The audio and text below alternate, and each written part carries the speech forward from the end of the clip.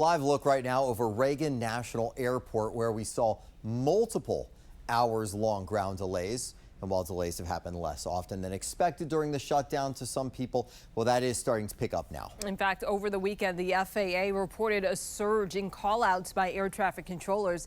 That led to thousands of delays nationwide. Tom Rousey live for us from Reagan National Airport with the very latest there. Tom? Yeah, Michelle and Scott, per FlightAware, there have been a little more than 100 delays so far today at Reagan National. That might be a little higher than normal, but it's certainly not awful. We're definitely seeing some on the board here. You know, for much of the shutdown, though, air traffic control didn't seem to be too affected by what's going on in Washington, but that is starting to change. So we wanted to look into what you can do to try to minimize your chances of experiencing delays as a traveler. As the government shutdown hit the 1-month mark, this past weekend the FAA reported a surge in callouts by air traffic controllers, leading to many delays. The U.S. Transportation Secretary says the top priority is avoiding crashes, so if necessary, air traffic will be slowed down to make sure air traffic controllers are not overloaded. You'll see delays.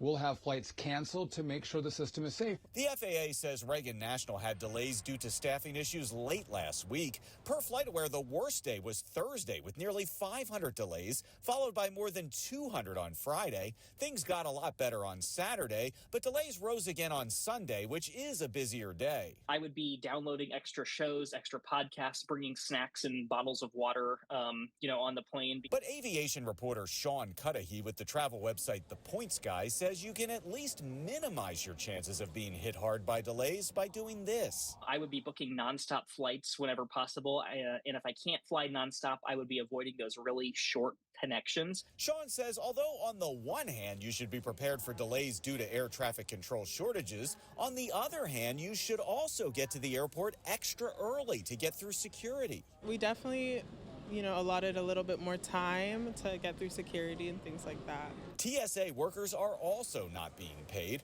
Although so far the D.C. region has avoided serious security delays, check out this video from Houston, where a lack of TSA screeners led the airport to warn of security wait times potentially more than 3 hours long on Monday.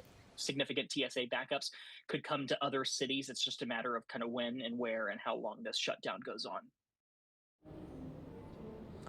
Now, Sean in the story there says if you want to minimize your chances of experiencing delays when you book a flight also matters. He says Tuesdays, Wednesdays, and Saturdays tend to be the least busy days at airports nationwide, and so you're less likely to experience delays that day, or even if there are delays, they're less likely to be catastrophic. Reporting live at Reagan National Airport, I'm Tom Rousey, 7 News.